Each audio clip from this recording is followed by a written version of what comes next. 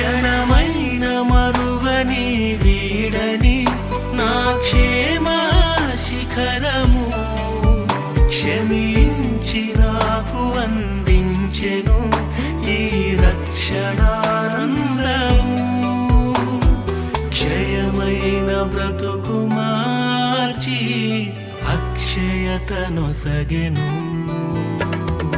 గతిలేని నన్ను వెదకినా